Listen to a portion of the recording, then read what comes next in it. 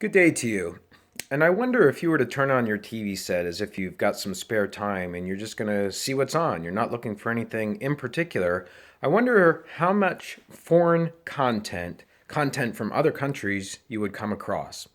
Let's take a little test drive on Blue Ridge Communications, which is the cable TV supplier for me. Let's take a look at what channels we can find just skimming through here that have foreign media content. I believe it was the best extension of what I know how to do, and perhaps I didn't necessarily know that at the time. But The area is between 50 to 60 acres. They will be using GPS later on today to determine.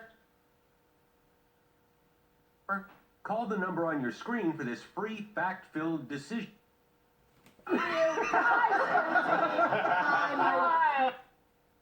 So the chemistry.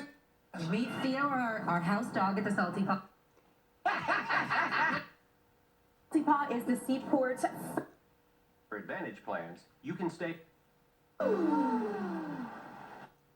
Feature to drop. I always love when Keith. A homicide, and that he likely. And the way the clay is formed. My needles get tracked in on your. Mr. President, is the idea? Out there.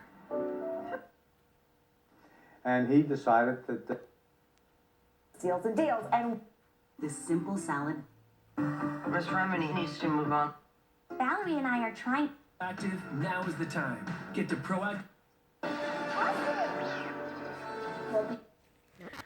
Okay, well, I give up. That was 30 channels, and looks like we did hit a particular time period where there were a lot of advertisements on there too, so that maybe didn't give us the most representative sample, but wasn't a single foreign country that we saw in those 30, well, wasn't exactly 30 channels, but close to it. And it makes you wonder, is there even a world out there, if you're a big TV watcher, other than the United States? And that's what this chapter is, in essence, about. It's called Media Imports and Exports. And it tries to get at an understanding of a media system in terms of the seeds on the tree when the seeds from that tree leave and go to other countries. And what we're talking about here is how much media comes into your country and how much media leaves your country for other countries. Imports versus exports.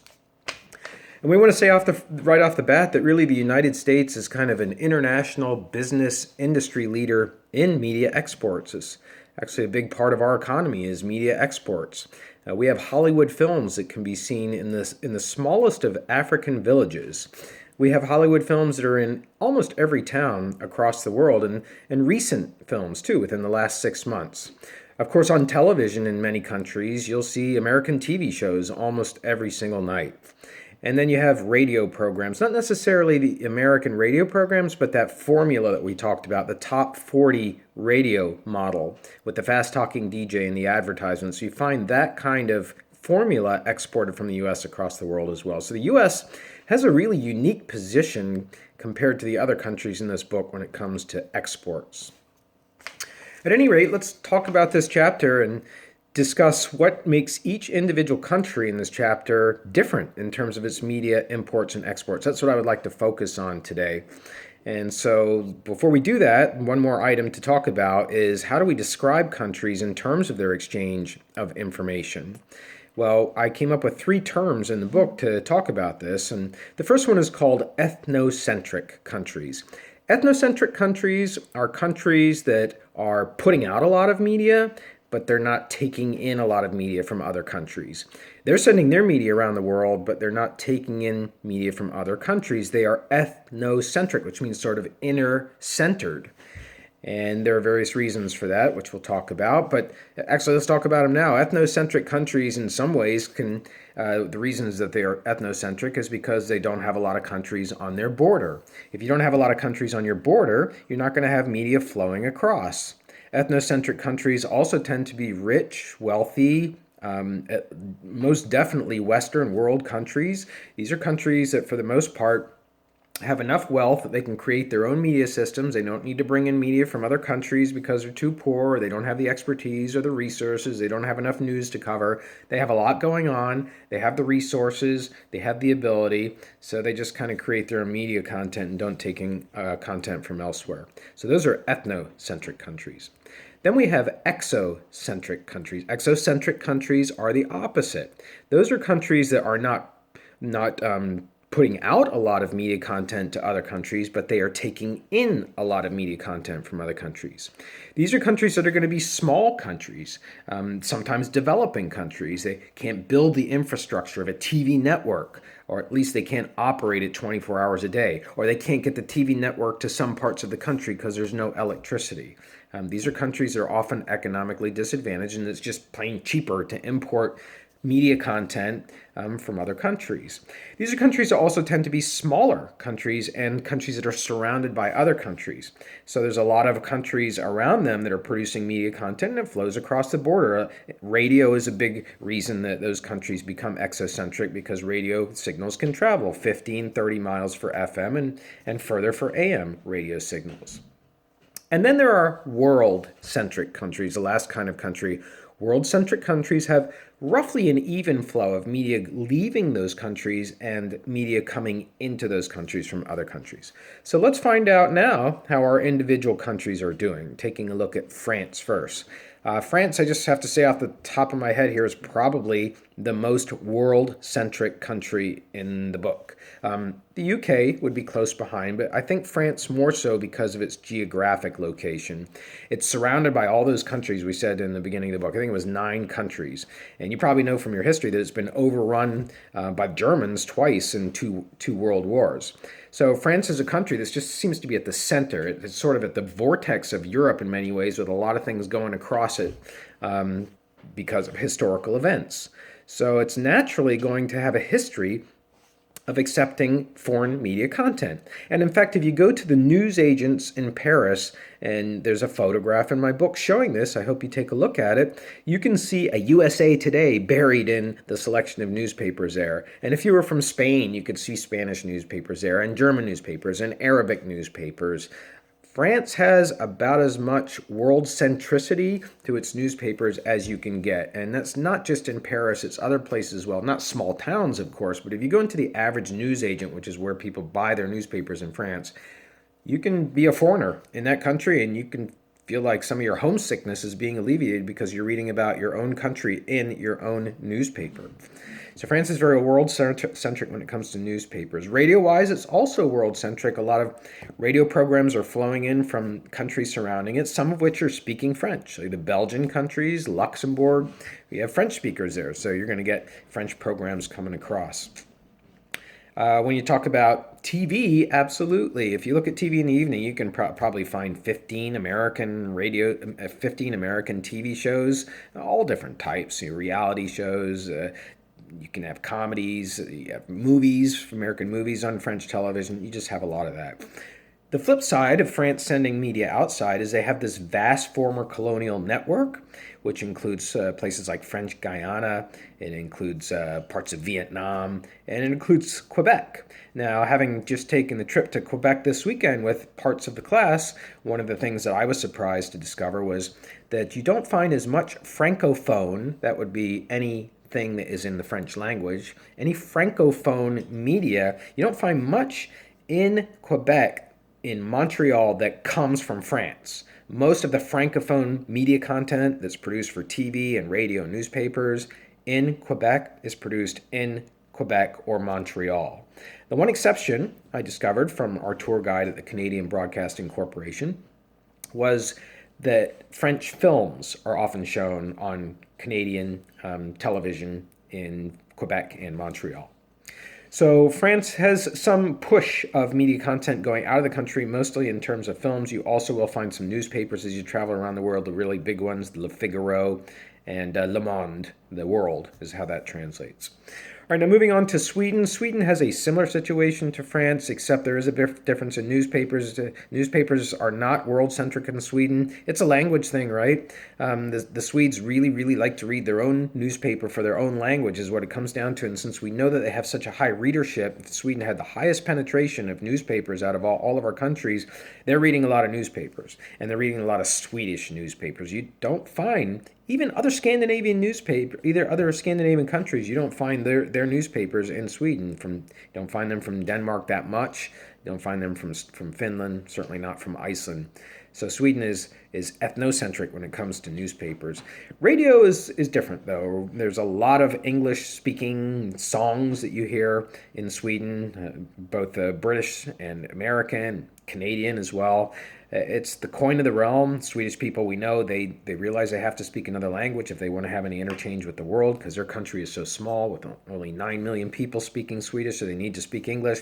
So it's another tool for how they learn English is by songs on the radio. Lots of English songs coming into Sweden.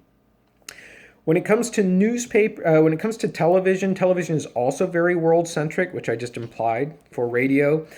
Television in the evening in Sweden is full of American and British television programs, in part because Sweden is a small country. It doesn't have the resources to produce as many TV programs. I'm not trying to say it's a developing country. They're plenty capable of producing really high-quality TV programs, but there's also just that interest of what the outside world is and continuing to use television as a medium of teaching English. So Sweden, very world-centric when it comes to TV. Exports, you don't find much in terms of Swedish. I mean, think of a single Swedish piece of media content that you've seen in your lifetime in America. I bet you're coming up with a big zero, right? The most you're probably thinking about is maybe something like IKEA, which you might pass as I don't know if you call it a department store, but you've seen them around. That's from Sweden. That's how you pronounce it, although you probably call it IKEA or IKEA. Yeah, IKEA. The way that you say it in Swedish is IKEA. All right, now on to the UK. The UK is also very world-centric when it comes to newspapers. Almost all the press, and there's a news agent in Britain on almost every street corner in the smallest of towns and big cities as well. But it's really amazing. You can walk out of your little bungalow in England, your little, what we would consider to be like a townhouse property, and just a couple blocks away, no matter where you live, is going to be a news agent. You can go and you pick up your British tabloid, you can get a USA Today, you can get a New York Times, a Wall Street Journal. There's a lot of papers, not just from the United States. So you find French newspapers, you find Spanish newspapers, Greek newspapers, you find Arabic newspapers. Find all of that in the UK. When it comes to radio, radio is also a medium where you have a lot of American songs coming over. Occasionally you do have songs from Europe on UK radio. So it's somewhat world-centric, a little bit more ethnocentric on radio than exocentric, but kind of blends out and it's a little bit more world-centric. When you talk about television in the UK, lots of American TV shows at night. I mean, there's a fascination almost with American TV programming. And as you've already discovered in this class, there's a very healthy interchange between the UK and the USA in terms of developing a TV show in one country, and then the other country takes that TV show and uses its own actors and frames it with its own cultural jokes. A show like Shameless is an example. A show like The Office is another example. Even an old comedy like All in the Family had its counterpart in Britain. There's that kind of tradition between our two countries. So Britain is very world-centric when it comes to TV. Now, when it comes to exporting, Britain probably does more, it lifts more weight compared to how small it is than any other country in the book when you're looking at exports from Britain, right? The BBC, for example, BBC World Service is broadcast to 145 million people every single day across the world. That's a big audience for a radio audience. It's broadcast in about 40 languages. And we have it right here at East Stroudsburg University, but you've heard it before somewhere. NPR carries it sometimes. That means our National Public Radio is carrying BBC sometimes. And you hear BBC when you go to France, and when you go to Asia. Remember, the BBC, if you read the book on this, was designed to keep the former British colony in touch with each other.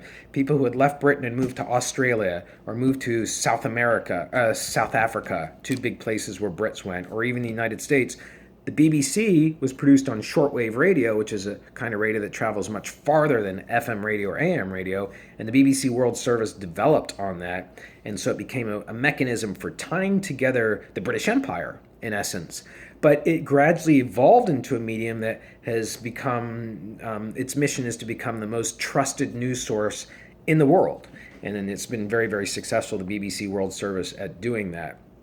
So you have a lot of exported radio going across. You have a lot of exported television going across as well. You've seen a lot of British television programs, and there are plenty of English-speaking, English-accented people in the media, who have guest appearances on talk shows, who are brought in as political experts, who are actors. We see a lot of British people on TV. So Britain sends a lot of its TV around the country. Newspapers, it's not so successful at here in the United States. Again, it's going to be tough to find a British newspaper. But you do find British newspapers in many of the former colonies, New Zealand, Australia, etc., that are part of that British Empire tradition. Now coming to the United States, well, we've kind of been implying all semester long that the United States does not receive a lot of foreign media content. We only have 2 countries on our border, one of which is a developing country, and there's a huge desert between us and that country. That's Mexico, and maybe there's going to be a wall between us and Mexico, which is going to affect newspapers probably, unless they're coming here by tunnel. But we have only 2 countries surrounding the United States, so there's not a lot of opportunity for media to flow into us. And even Canada, the closest city once you get across the border is Montreal. It's 50 minutes away. So you don't have border towns in Canada where newspapers are going to automatically find their way across, and radio stations, etc. So the United States is not receiving much in the way of newspapers at all. And I'm going to demonstrate that in a separate video for this class today. But newspaper is very ethnocentric. In fact, it's very difficult to even find a newspaper from the West Coast here in the East Coast. So we're such a big country, right? It's really hard to do that. When it comes to radio, we have a similar situation. When was the last time that you heard a French song on a radio station that you listened to in the United States? Or for that matter, a British song? Well, that's a lot easier. We have a long tradition of British music in the pop music arena, the British invasion and rock starting it really in the 1960s. We still have a lot of British bands that are played, but outside of that, what else do you hear that's from another country on American radio? Very, very ethnocentric. Part of the reason for that is because our radio is very, very local. So each local radio station is WSBG, etc., is trying to program for a local audience. An audience has local interests and not necessarily is seeking international influence. Television-wise, I've seen some changes here, but still very ethnocentric. You saw from going up to the 30 channels this morning, we didn't come across even a passing photograph or a still shot of a foreign country. We did not see that. Now, I have seen creeping. I wouldn't even necessarily call it foreign-originated programming. I would just say it's increasing interest in foreign countries. So you have somebody like Anthony Bourdain, who has a primetime show on CNN. He goes around eating food with people in villages and normal places across the world. I mean, not restaurants so much. And that shows what it's like to eat in Thailand, or it shows what it's like to eat in Buenos Aires, Argentina. But it's not really being produced by people in Argentina or people in Thailand. So that's what we do in the United States when we venture out into other countries and capture that on our media content. We do tend to want to be in control of it, and we don't want to let it just come in from another country. We want to be the ones organizing the content and telling it from the American vantage point. So the United States, in essence, is a very ethnocentric country for different reasons. And there's one more reason as well, and that is because private media, as we know, is the base of media in the United States. Private, profit-making, advertising-based media. So networks, TV networks like Fox, NBC, etc., they don't really have an interest in trying to bring in imported programming when it's going to dilute the demand for their own locally produced programming. All right, moving on now, going on next to the next country, which is going to be China. China is very similar to the United States, but for totally different reasons. We know China is communistic. We know that China has a language that's very difficult to write. Even Chinese citizens have to remember so much. We know the Chinese language is something that's very difficult to spread around the world because it's not the first language of choice. So Chinese people may bring it with them, but they're not generally teaching others to speak Chinese, although ESU teaches a Chinese class, and it's a very important class to take, by the way, if you want to engage in global commerce. But generally speaking, China is not exporting media content to masses and masses and masses of people and countries because of the language problem. Similar for radio, you'll find Chinese radio in Chinese-influenced states and nations around China. All those nations that China, like Mongolia, is having a dispute with. Chinese radio can be heard there, but outside of that, no Chinese radio. And Chinese radio is not even that big to Chinese people. When it comes to TV, if not for CCTV, the exported Chinese TV content, you would hardly have any Chinese media content leaving the country. Now, the flip side is true. The flip side is also true, I mean to say, and that is China is a mild media importer. Yes, TV programs are allowed to come in from other countries, but those TV programs are curtailed and censored so that they do not reflect obscene, vulgar, or Western crass tastes. And then we also have the situation of radio. China is not receiving radio. That's all screened as well, and it's not a country that listens to radio much to begin with. And similarly with newspapers too, very, very screened to make sure that that content coming into the country is not going to cause any kind of criticism of the government. So we have a parallel between the United States and China. Imagine that. We have two highly ethnocentric countries when it comes to media imports and exports, but countries that have arrived at that for very different reasons. The U.S. through private capitalistic market forces, and the U.S. through government, totalitarian, authoritarian forces. The end result is both countries are basically just being exposed to their own media. I'm going to stop this and continue my second video because I'm running out of time.